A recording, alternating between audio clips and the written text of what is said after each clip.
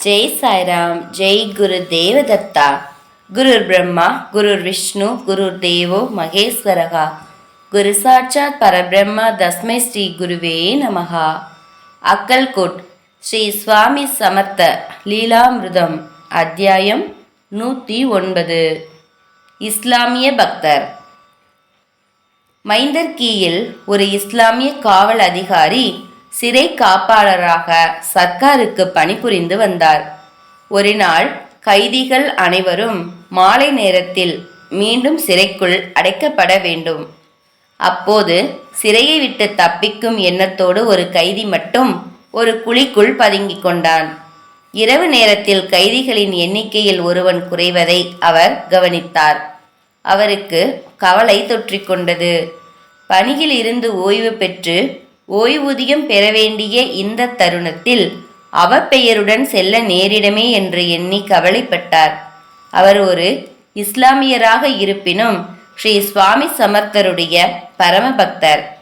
ஸ்ரீ சுவாமிகளை நினைவில் கொண்டு, சுவாமி, இந்த கைதி கிடைத்துவிட்டால் நான் என் பணியில் இருந்து ஓய்வெடுத்து கொண்டு என் வாழ்நாள் முழுவதும் உங்களுக்கு சேவை செய்து கொண்டு கிடப்பேன் என்று மனதார பிரார்த்தனை செய்து கொண்டார். இரவு முழுவதும் அந்த கைதியை தேடி அனைவரும் களைப்படைந்தனர்.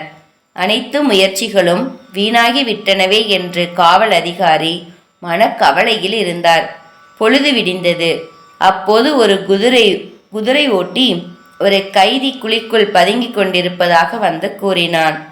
காவல் அதிகாரி மிகவும் மகிழ்ச்சியடைந்து அவனை மேல் அதிகாரியிடம் ஒப்படைத்தார். அந்த கைதியிடம் இரவு நேரத்தில் தப்பித்து ஓடாமல் ஏன் குழிக்குள்ளேயே இருந்தான் என்று விசாரித்த போது ஒரு ஆச்சரியமான அற்புதத்தை விவரித்தான். ஐயா, நான் இரவு முழுவதும் ஒரு குழிக்குள் இருந்து தப்பித்து செல்வதற்காக வெளியே வர முடியாமலும் போனதெல்லாம் ஒரு வயதான சந்நியாசி என்னை அடித்தார். அவர் விடியும் வரை அங்கேயே இருந்தார்.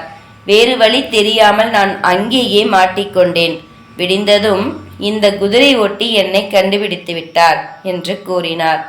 ஆகா, தன் பக்தர்களுக்காக இரவு முழுவதும் ஸ்ரீ சுவாமி காவல்காரனாக இருந்திருக்கிறார். இதை கேட்டதும் காவல் அதிகாரி அடைந்த ஆச்சரியத்திற்கு எல்லையே இல்லை. இவை அனைத்தும் ஸ்ரீ சுவாமிகளின் லீலைதான் என்பதை உணர்ந்து கொண்ட இஸ்லாமிய காவல் அதிகாரி தன் வேலையை உதறிவிட்டு ஸ்ரீ சுவாமிகளின் சேவைக்காக அக்கல்கோட் சென்றடைந்தார். அனைத்தையும் விடுத்து வருமானத்திற்கு கூட வேறு வழி யோசிக்காமல் ஸ்ரீ சுவாமிகளுடனேயே இருந்து வந்தார். மதியம் 12 மணியானால் ஸ்ரீ சுவாமி மகாராஜ் இவருக்கு 2 ரொட்டிகளை அளிக்குமாறு சோழப்பாவிடம் ஆணையிடுவார். இதே போல 8 நாட்கள் தொடர்ந்து நடைபெற்றது. இது என்ன தொந்தரவு என்று எண்ணிய சோழப்பா அவர் ஸ்ரீ சுவாமி மகாராஜுக்கு அருகில் அமர்வதை தடுத்தார். ஒரு நாள் அவர் தூரத்தில் அமர்ந்திருந்த போது ஸ்ரீ சுவாமிகள் அவரை தனதருகில் வருமாறு அழைத்து தன் தோள் பாதுகைகளை அவரிடம் தூக்கி எறிந்துவிட்டு உன் ஊருக்கு செல் என்று ஆணையிட்டார். அவற்றை மகிழ்ச்சியுடன் எடுத்துக்கொண்டு மைந்தர்கிக்கு சென்றார். அவர் தன் வீட்டில் பாதுகைகளை வைத்து பூஜை செய்ய துவங்கினார். இந்து துறவியின் பாதுகைகளை பூஜை செய்வதை அவருடைய மனைவியும் குழந்தைகளும் எதிர்த்தனர். அதனால் அவர் வீட்டுக்கு வெளியே இடிந்த நிலையில் இருந்த ஒரு வீட்டில் பாதுகைகளை வைத்து பூஜை செய்து கொண்டிருந்தார். ஆச்சரியமிக்க வண்ணம் ஸ்ரீ சுவாமியின் அருளால் அவருக்கு உணவு தினமும் கிடைத்து கொண்டே இருந்தது. நாளடைவில் ஸ்ரீ சுவாமி சமர்த்தருடைய பக்தர் என்று இந்த காவல் அதிகாரி புகழடைந்தார்.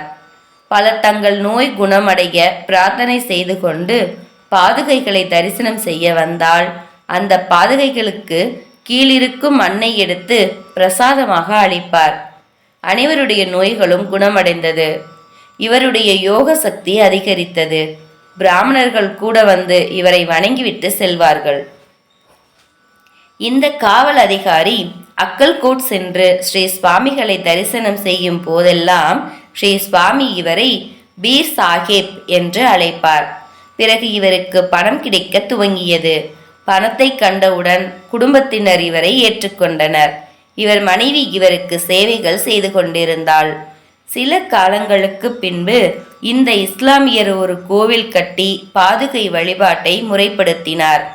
பூசாரி நியமித்து முறையாக பூஜைகள் செய்து வந்தார். நாளடைவில் இந்த இஸ்லாமியர் மிகுந்த புகழ்மிக்க அவுலியாவாக வாழ்ந்து தன் இன்னுயிரை ஸ்ரீ சுவாமியின் பக்தராக நீத்தார். ஜெய ஜெய ஸ்ரீ சுவாமி சமர்த். ஜெய் சாய்ராம். ஜெய் குரு தேவதத்தா. அனந்த கோடி பிரம்மாண்ட நாயக ராஜாதிராஜ யோகிராஜ பரபிரம்ம ஸ்ரீ சுவாமி சமர்த்த மகராஜ் கி ஜெய்.